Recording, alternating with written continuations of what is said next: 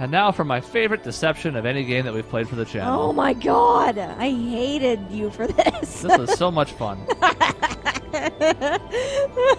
This was so mean. And this was like for multiple recordings. I was freaking out. This wasn't like for one session. This was like multiple sessions where I was thinking about this. Ugh.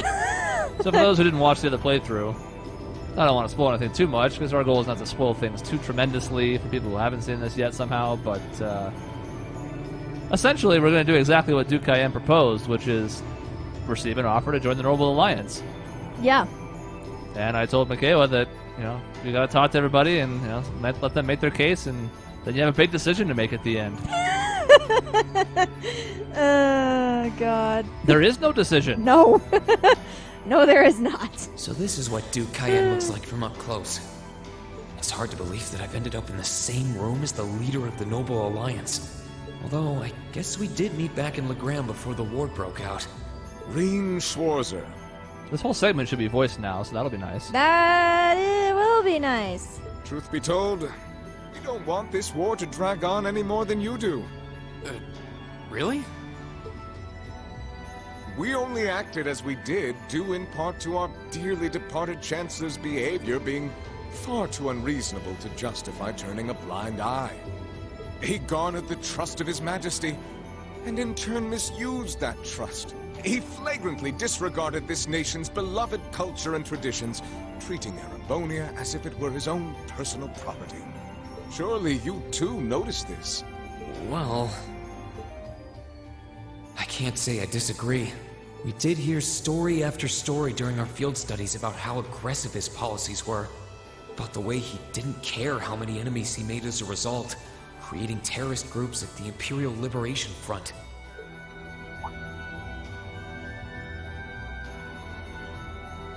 But as I said, the cause of our nation's ills is now gone. Now, all that remains is to turn back the hands of time just a touch, and the good old days of the Empire will be upon us once more. The key to this bright future lies in putting aside our differences and joining hands. Am I wrong? I'm afraid that yes, you are. Got him. Oh, no. Do you honestly believe that people can so easily put aside their differences after all the Alliance has done? You occupied Heimdall and effectively took every one of its citizens hostage, imprisoned the Imperial family. And let's not forget how you're now in league with the enemy nation responsible for the destruction of Gorelia Fortress. After all that, the Imperial army would never bow their heads to the likes of you, even if the rest of the population did. My word, I'm afraid there's been a terrible misunderstanding. The Imperial family is simply under our loving protection. They certainly haven't been imprisoned. But that does bring me to exactly why I want you to help us. It does? The Azure Knight is already on our side. But if we had your Ashen Knight as well, that would mean we'd have two of the great knights of Erebonian legend to put into play. Couple them with our Panzer Soldats, and the Imperial Army's armored divisions would cower before us. You may not find us winning the war ideal, but this union benefits everyone more than carrying on until our inevitable victory, I don't think it's that simple. I beg to differ. The presence of Soldats units on a battlefield makes a tremendous difference. What they may lack in firepower and armor compared to tanks, they make up for in mobility and versatility. But more important than even those factors is the psychological impact they have on our opponents. Well...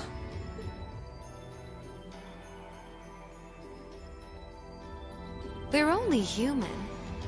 As such, we are as captivated as we are terrified of giant beings bearing human form. And if that holds true even for mass-produced soldats made with modern technology, it will be all the more true for the divine knights of legend you and Crow possess. Can't argue with that logic.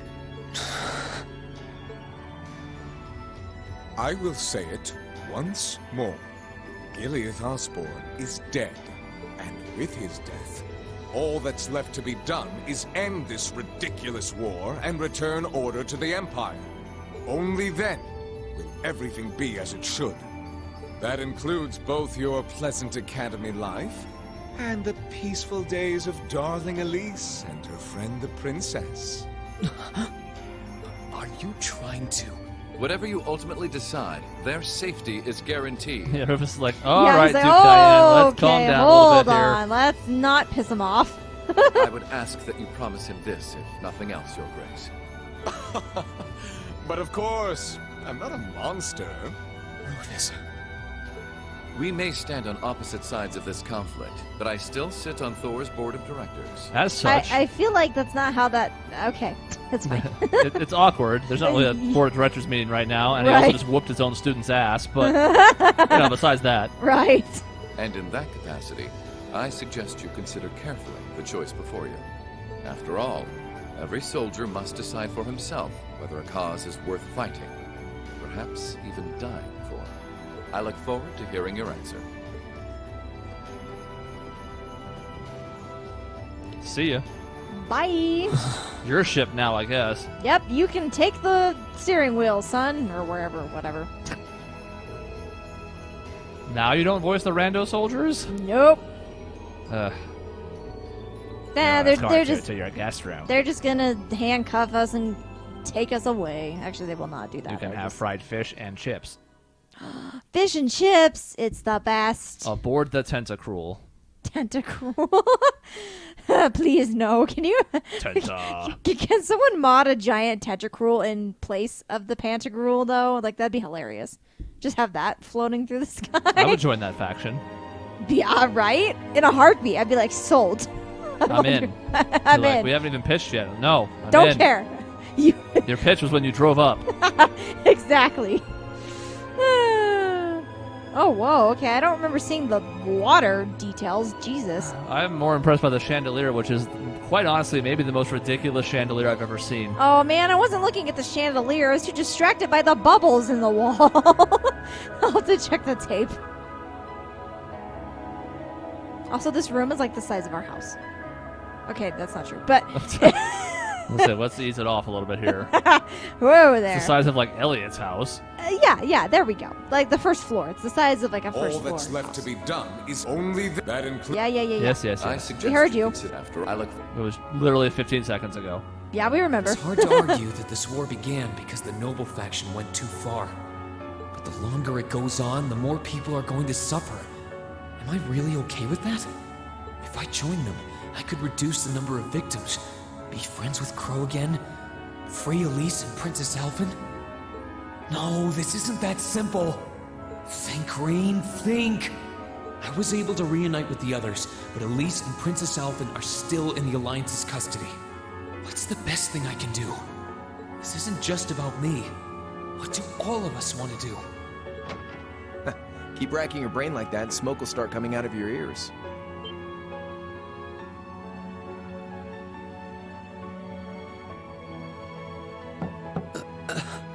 What do you want? Hey now, no need to give me that look. I figured I was gonna find you busy thinking everything over like your life depended on it. And what do you know? I was right. How about you mind your own damn business? Oh, shit. Oh no, he's not having any of it. Don't need your pleasantries right now. No. Don't you have better things to do with your time? I figured the glorious Azure Chevalier would be far too busy with the war to be hanging out around here. It's tough being popular. If you joined us, I could get away with doing half the work I am now. So come on, stop freaking out about it so much and make a choice. This isn't something I can just decide by flipping a coin, Crow. Besides, it'd probably be an easier choice if not for a certain someone.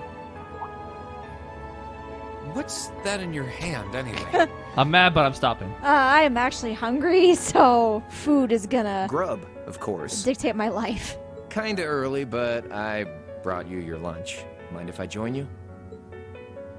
To Crow's credit, he's quite patient with us as we yell at him a whole bunch. It's a fish sandwich. Hamburgers, fries, and onion rings, huh? Yeah, that's a hamburger, all right. Yeah, it actually looks like a fish sandwich. It is though. a fish sandwich. It's a filet-o-fish. Filet of fish. Man, that looks good. Somebody's Man. like, well, Wendy's has square patties. Yeah, well, they're also hamburger colored, not fish colored. Exactly. And 1 onion ring. That's probably more sideways there, but you can't really tell from this angle. That's true. It does look like 1 onion ring that they're gonna have to fight over to the death. He's drinking green slime. Apple juice? No, apple juice is like what Reen's drinking. Yeah. What is green? Yeah, I guess it is slime. It's slime. Yep. It's Nickelodeon gack. I No. was expecting something more fancy like I had last night. Oh, that kind of food more your thing? Okay then, give me a minute while I go ask the chef to whip something up. No, this is fine. The burger looks delicious. Cool. All right, dig in.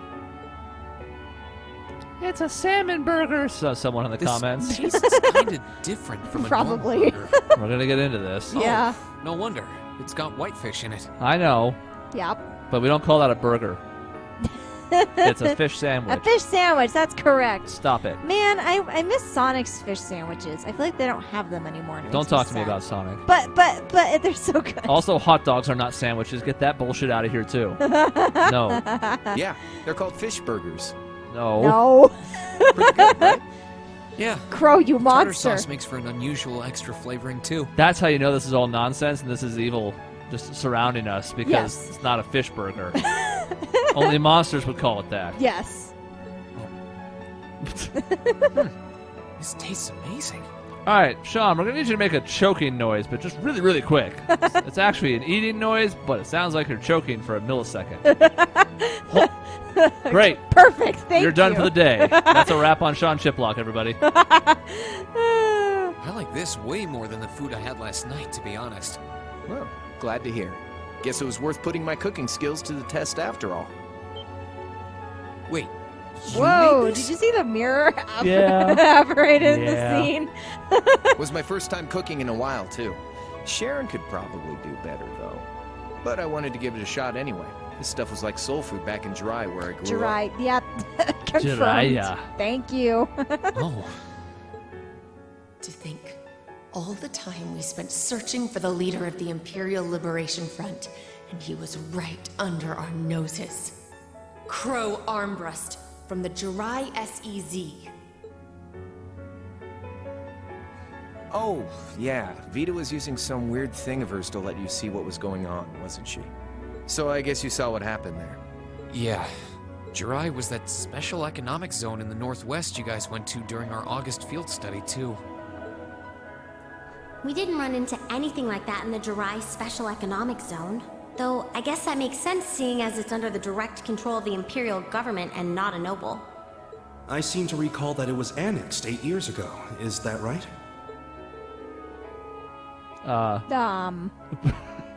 Why isn't he voiced in this?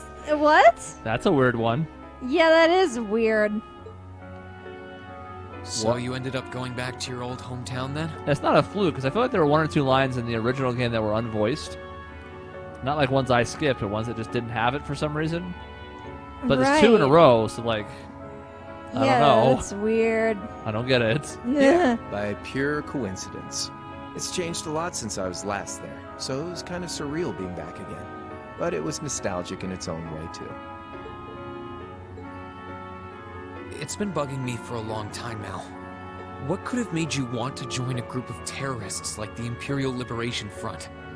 What was it that made you hate Chancellor Osborne that much? Enough to take his life? Oh. Tell me, Crow, please. I want to know what it was that made you who you are now.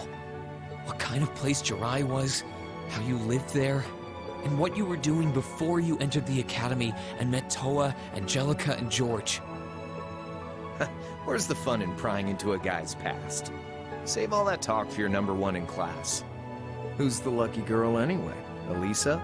Laura? Emma? Fee? And don't tell me it's Milliam, because, you know, I'm serious, Crow. I really want to know. Think of telling me your past as paying off the interest you owe in that 50 Mira. Because until I know, until we know, we won't be able to move forward. You're really serious.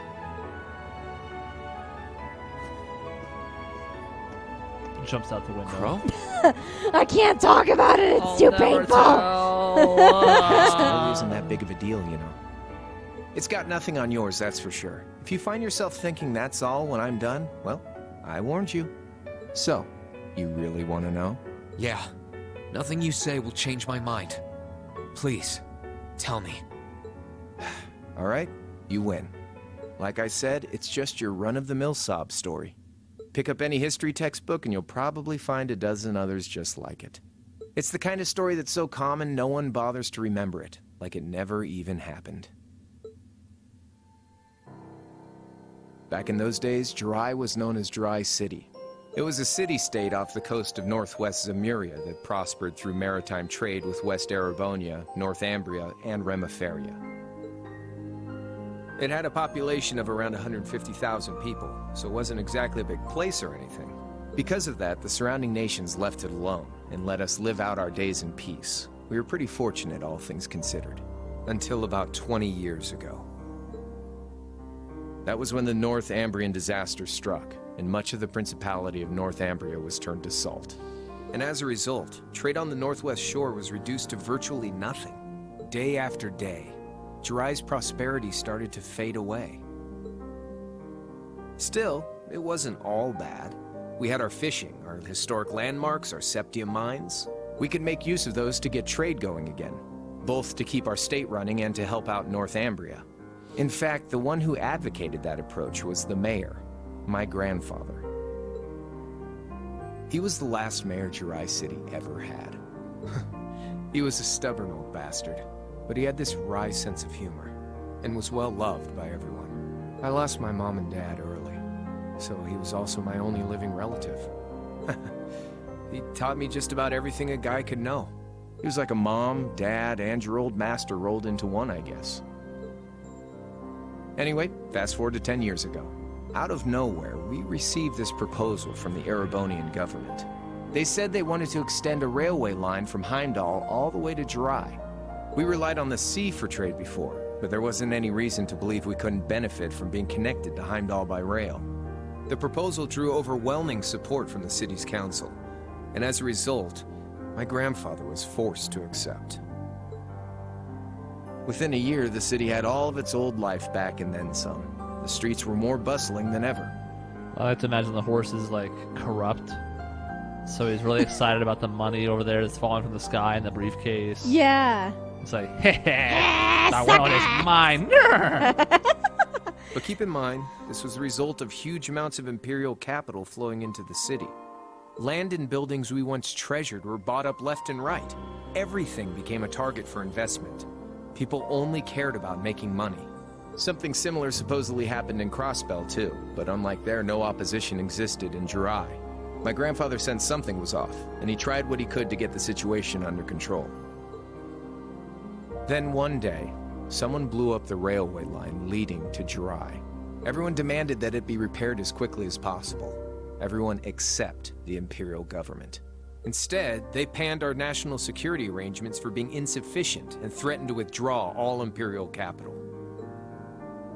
The city was left in an uproar like we'd never seen. Shares plummeted, and with no one able to ascertain the culprit's identity, chaos reigned. That was when he showed up. Chancellor Gileath Osborne, in his third year as representative of the Imperial government, personally came to Jirai. We then received a second proposal. The restoration of the railway and its future security will be seen to by the Imperial Army. In return for our continued assistance in safekeeping, Jirai will come under the wing of our glorious empire and attain even greater prosperity as a special economic zone. The timing was too good to be true, really. Realizing this, my grandfather staunchly opposed the idea. He tried everything he could to convince the city's council to reject the offer. Unfortunately, once you taste the sweet fruit of prosperity, it's hard to want to go back. The council, made up of influential merchants and all their greed, jumped at the offer. And tempted by the elimination of customs, together with the tax breaks from being an SEZ, many of the citizens did too. And during all that, they'd conveniently found a suspect behind the railway incident. My grandfather. He loved Jirai more than anyone, and up till then, its people loved him too. And yet, virtually overnight, he found himself facing the wrath of both the city's council and the citizens alike. Left with no choice, he resigned from his position as mayor, and Jirai formally became part of the empire. Both of these things happened on the same exact day. That was 8 years ago. Naturally, everyone knew my grandfather wasn't the one who did it. They knew who was really responsible. They just turned a blind eye to the truth. See? I warned you. Just your run-of-the-mill sob story. I don't know what to say, Crow. What happened to him after that? Your grandfather? One day, he just up and died. Once he resigned, the whole affair with the railway getting blown up was all but forgotten. He lived comfortably in retirement for about half a year, fell ill, and that was that. He just lost the will to go on, I guess. Like I said, he was the only family I had. I mean, I had plenty of friends even then, but I chose to leave it all behind. I was 13 at the time. I wandered the land, doing whatever I had to get by. That was when I met old Cayenne, who happily indulged my hatred for the Chancellor. And with his financial backing, I went out with the goal to find others who were just like me. That was the beginning of the Imperial Liberation Front. Gideon, Scarlet, and Vulcan were among those I recruited. I'd also met Vita then. I only knew her as the woman who would often come to see Cayenne. She guided me to a place below the city of Ortis, and there slept the Azure Knight Ordine. One after another, I overcame the same trials you did with your friends, but alone. And once I'd proven myself worthy, Ordine accepted me as his awakener. That was 3 years ago. I was 16. My preparations complete, I concealed my background, and enrolled in a military academy near the capital. Everything I did for the sole purpose of taking the Chancellor's head.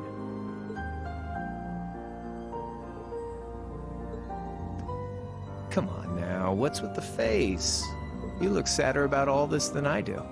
Yeah, I guess. I swear. I'm not trying to tell you the Chancellor was evil or anything. What?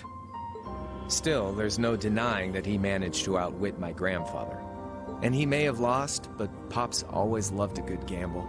It's thanks to him that I'm pretty good at chess, card games, that kind of stuff. I'd say it's fairly normal for a student to want to avenge his master's defeat, wouldn't you? Maybe.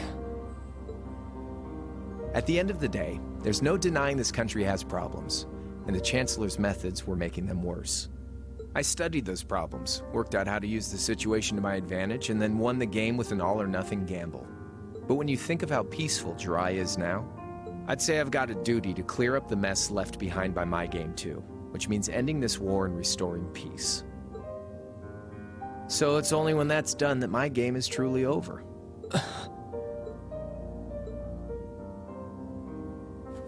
I don't want whatever your decision is to be influenced by my past, okay? Like Rufus said, you need to think long and hard about what it is you're fighting for. For you, more than anyone else.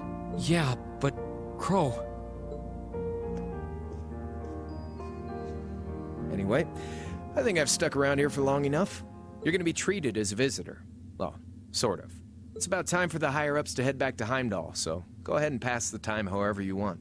However I want? What else can I even do here?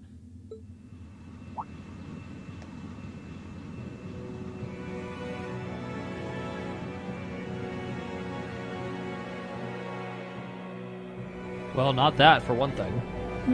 Yeah.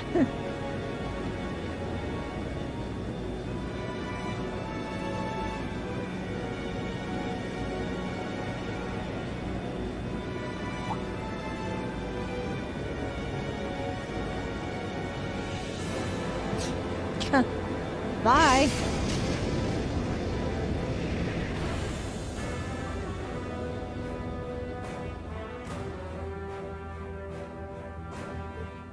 There'll be no guards outside your room, so if you want to try and escape, be my guest. Just keep in mind that some members of Ouroboros and Zephyr are on board too. Not to mention me, Scarlet, and Vulcan. So if you're up for a gamble of your own, get ready to take all of us on. Sounds fun.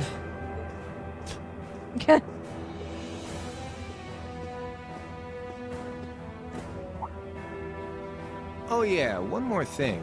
There's this real cute visitor in the guest of honors room on the second floor. I think she'd perk right up if she saw you, so why not go pay her a visit? Just don't go making your girl jealous, okay?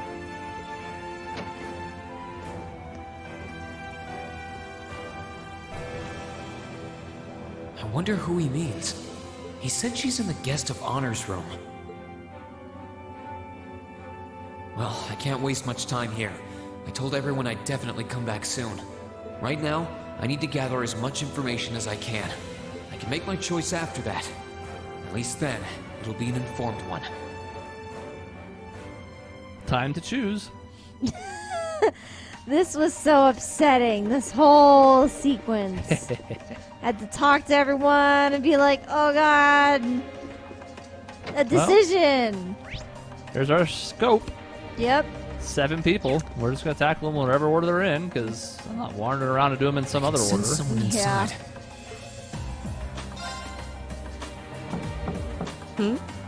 Come on in if you like. That sounds like... Excuse me. It's the Scarlet. Johansson? I mean, sure. They have red hair. Hello there, love. I'd heard you came on board yesterday, so I did wonder whether we would run into one another at some point. Hello, Scarlet. Last time we spoke was a month and a half ago near Trista, I think. Quite a memorable day for both of us, wasn't it? There's no need to stand over there. Come and have a seat. I'll pour us some tea. You really don't have to.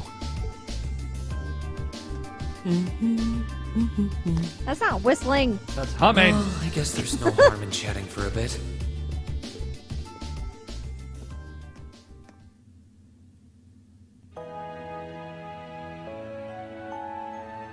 These tea leaves really are wonderful, aren't they? Only the best for the airship of Erebonia's most powerful noble, I suppose. I have to admit, the fragrance is like no tea I've ever had before. You're right, though. It makes sense if it's something Duke Cayenne personally chose. Oh? I was under the impression that your family is a part of the nobility, too. Your father is a baron, isn't he? He might be a noble, but generally barons aren't all that wealthy. We live a relatively modest lifestyle. Oh, really? I wouldn't have thought it before, but maybe my family was actually more well-off than yours. And Scarlet, I heard she lost her old hometown when he went and built a railway through it. What kind of family did you come from, then? Oh, they weren't nobles, if that's what you're wondering. They were just relatively wealthy farmers. We were almost local celebrities in a way. Oh, I see. You're wondering how someone like me became a terrorist? It's written all over your face. Well, I can't deny that I'm curious. I heard that you lost your hometown because Osborne built a railway through it. Oh, did C tell you? No, I suppose it must have been V. He never was one to keep quiet about things. So, I mean, what happened? Some things are best left unsaid, I think. It's not as if knowing would somehow allow you to change things. I suppose. You're so adorable, Reen. Now I know why C took a liking to you. What do you say? How about you come and fight with me and the other big girls and boys? It'll be fun, I promise. Please, stop teasing me. Anyway, thank you for the tea. It wasn't just made with high-quality leaves. It was brewed exceptionally, too. You're very welcome. Oh, actually, I may as well ask while I have the chance. Where did you learn how to use that weapon of yours anyway? It's pretty unique. Oh, that? I suppose it can't hurt to tell you. The holy city of Arteria. The Arteria? Where the high seat of the Septian Church is? That's the one. It's called a Templar sword, and it's a traditional weapon in the church. A few years ago, I was studying to be a sister and was trained in how to use it there. Surely you must be talking about some other church, right? You're telling me there are sisters in the Septian Church who use weapons like that? Turbo! I can't wait for that button to move. There are more things in this world you don't know than you could possibly imagine. Well, it doesn't matter much now. I ended up returning to Erebonia before my training was complete. Oh? Anyway, that's all I'm telling you for now. I'll give you the full story if you decide to join us. Sound fair? And if you choose not to join, well, that way has its own charms, I suppose.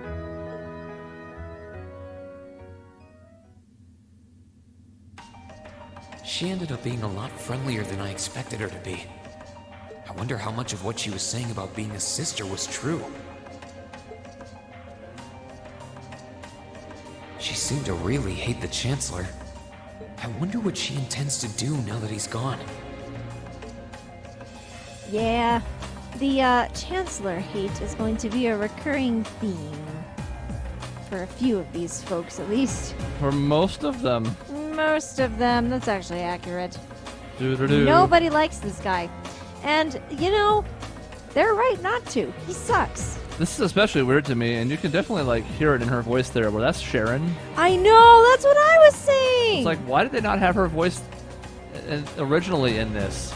I mean, Yeah. again, we know her role's reduced, her and V both, but like, what happened there? I know, yeah, like, I remember playing this part, and I was like, wow, that really sounds like Sharon. Yep, they're the same. You can hear it in a few different parts of the first game, too, but... Yeah, I feel like I never could really pick up on it as much until this particular scene, where I was like, oh boy, that's very clear. It makes sense. There's several people pulling double duty. We've already kind of spotlighted most of them. Like Matt Mercer's a million characters. And Yeah, he's like literally a million people. Michael McConaughey's multiple, and Selena and Elise are the same. And Yeah. It's true. Judging by the fact that S is in the next room. It's still Crow. It's open. Come on in. Ah, it wasn't Crow. Man, I want to talk to him again. Ah, jeez. I can't believe I messed this up. I'm just very, very sorry, everybody. I didn't know. So embarrassing. I didn't know. We're embarrassing ourselves. I feel terrible. Me too. Oh, it's you. You finished talking with C? His name's Crow, not C. No, stupid. Ugh, why do I have to tell you these things? And he's never going to be anything else for me. Oh, I know his real name. But to us, he's always gonna be C. That's So how we're he- at an impasse. You might be young, but each and every one of us look up to him and respect him. Anyway, take a seat. Got a whole lot of questions, I bet. Does you asking that mean you're willing to answer them? Depends on the questions. How are you doing? Just out Nope. of curiosity. Well, okay. Out. How many Outie. members does the Imperial Unacceptable. Liberation Front have left? I know the explosion back in the mine was staged, obviously. Sure was. Anyway, 10, give or take. We lost most of our members as soon as the war started kicking into gear. Oh. Is that because the group's primary objective had been fulfilled? Basically, yeah. We all came from different backgrounds, but the one thing we had in common was that we hated that bastard's guts. So after he'd kicked it, most of the guys didn't really have any reason for sticking around. Can't say I blame them for calling it quits. Crow said that seeing this war through to its end was the last part of his game. Are the members who haven't left sticking around for similar reasons? Interesting question. Can't speak for the others, but me, I don't really care how this war goes. I mean, I'm a former Jaeger who can hold his own in a fight. I've always lived for war. And teaching those dumbasses in the provincial armies how to pilot soldats is a job worth doing, even if it's a pain. If we disband, I'll find myself something else to do. I see.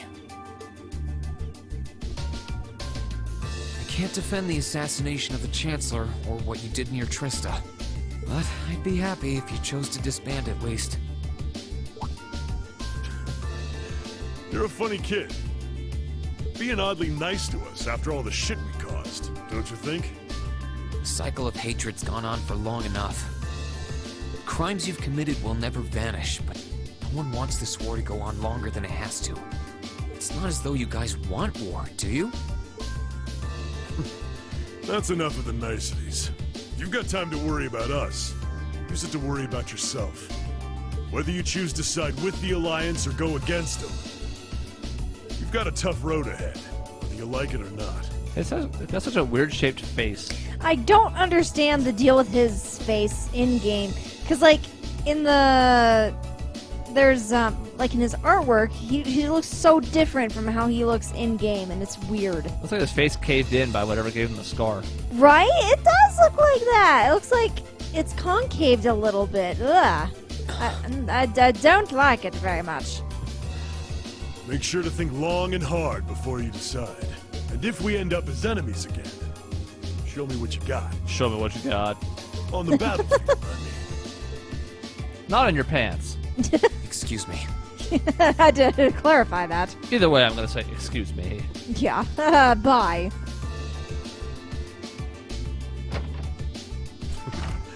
Think I might have been too harsh on the kid. Still... Who are you talking to? Yeah. He's probably perfect for the job. Sir, stop it. Stop talking to ghosts. He saw right through me. He's not wrong, though. I should be worrying about myself right now. He seemed kind of different, though. Like he'd lost his spark. Yeah. His sole objective in life seemed to be to get revenge for his old Jaeger Corps killed by Osborn. Maybe he's just not sure what to do with himself now that he's done just that?